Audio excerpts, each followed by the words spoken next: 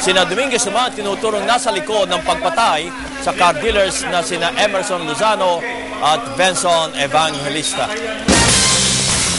Kasong karnaping naman at murder na walang piyensa ang nirekomenda ng piskalya labang kina Alfred Mendiola at Ferdinand Parolan kaugnay ng pagpatay at pagsunog sa car dealer na si Benson Evangelista. Bata ito sa sinumpaang salaysay ni Mendiola. Lumalabas na pinagplanuhan ng krimen. Nagpapatrol, Jackie Manaba. Yan, mukha niya.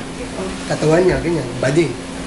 Positibong kinilala ng boy ng pamilya ni Benson Evangelista si Alfred Mendiola. Ang bading nakausap at kasama ni Benson, kasama ng i-drive test ito ang binibentang Land Cruiser. Hindi naman ito itinanggi ni Mendiola. Ipinakita pa nga ni Mendiola ang mga damit na ginamit ito nung nakipagkita siya kay Benson. Diba nasabi niyo kanina na ito mismo yung heels niyo? Diba? Oo, sinadya kong isuot ngayong araw na to yung suot ko nung magpunta kay Benson Evangelista. Ito po yung damit ko nung magpunta kay Benson. Ito yung heels na tinutukoy ng boy.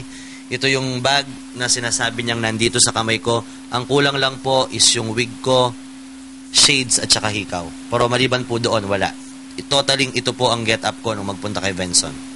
Sa katunayan na ipinakita pa nilang isang picture nila sa Bulacan Provincial Jail, kasama ang aktres na si Katrina Paula. Tinulungan din siyang makapagpiyansa na magkapatid. Hindi ko po malalaman ang lahat ng ito kung hindi ako pasok sa grupong ito. Inaamin ko pong isa ako sa miyembro ng Dominguez Group, pero may limitasyon po ang pagiging miyembro ko. Inamin rin niya na sangkot rin siya sa pagkarnap sa sasakyan ng mga atsensa sa Hagonoy, pero wala raw siyang kinalaman sa pagdukot at pagpatay kina Emerson Lozano at Hernani Sensil. Nag-uusapan po at napagkukwentuhan bago at pagkatapos mangyari ang mga krimen na nagawa namin. Kinumpirma rin ito ang laman ng kanyang sworn statement na nagpanggap siya na bibili ng Land Cruiser 2009 ng mga Evangelista.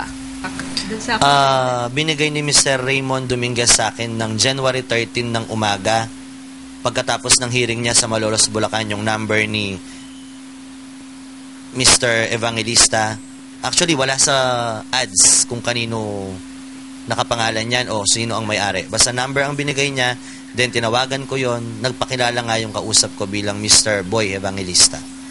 Nakumbinsi nilang magpa-test drive si Benson nang sabihin niyang magbabayad siya ng 3.4 million pesos. Pagdating sa highway, bumaba sa nakaparadang Pajero na minamaneho ni Jason ang gunman na si Rolly. Pinasok ang Land Cruiser at tinutukan si Benson. Pinaupo si Benson sa likod, katabi ni Mendiola, habang nasa harapan si Joel at Rolly.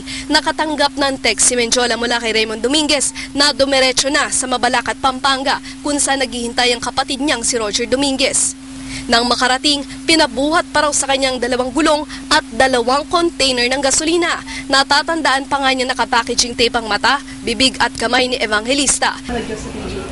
Opo, sa totohanan lang po, hindi din po alam ng Dominguez brother na ganito kalalaking grupo o ganitong kalalaking tao ang nakasangkutan nila.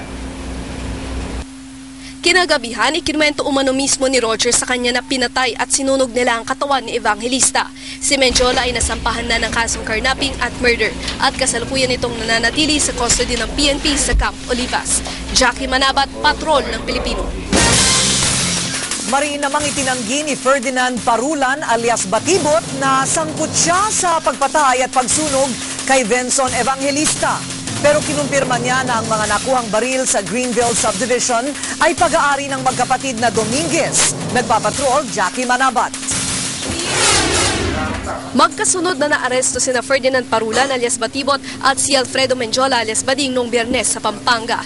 Ayon sa isang kaibigan ni Parulan na hindi humarap sa kamera dahil sa takot na baka buweltahan ng sindikato, nakilala ni Parulan si Mendiola at ang magkakapatid na Dominguez sa loob ng Bulacan Provincial Jail. Actually, si Batibot ay isa sa mga inmates. Isa sa mga inmates na doon. At isa siya sa mga may katungkulan sa Provincial City Jail. At dahil nga sa laki ng influensya ni Raymond, napalapit din si Batibot kay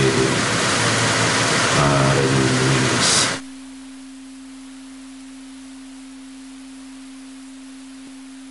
Ang magkapatid na Dominguez din umano ang tumulong kay Parula na makapagpiyansa noong Enero 14 o isang araw matapos ma-report na nawawala si Benson Evangelista. Ginawa umano siyang personal driver sa buy and sell business ng magkapatid.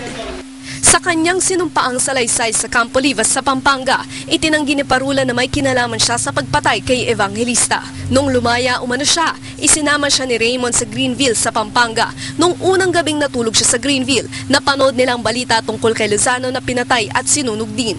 Ani Parulan, nagbitaw ng salita si Roger Dominguez kay Mendiola na susunod nang makikita sa balita si Benson. Noong sumunod na araw, nakita ni Batibot ang Land Cruiser ni Evangelista sa tapat ng tinitirhan nila. Nang mapanood nila sa TV ang pagpatay kina Lozano at Evangelista, sinabi raw ni Roger kay Mendiola na nakilala siya ng katulong ng mga Evangelista. Sumagot naman umano si Mendiola na dapat hindi ipinapatay. Ninanakaw lang daw ang sasakyan. Kinumpirma rin ni Parulan sa kanyang salaysay na ang mga nakuhang baril sa Greenville Subdivision ay pag-aari ng magkapatid na Dominguez. Sa kasalukuyan, nasa kustudiya ng PNP si Batibot kasama si Mendiola. Jackie Manabat, Patrol ng Pilipino. Ikinasal na ang aktres at si Roxanne Ginoo sa kanyang Filipino-Chinese fiancé. Ito'y matapos siyang manganak noong Setyembre. Narito ang eksklusibong pasilyo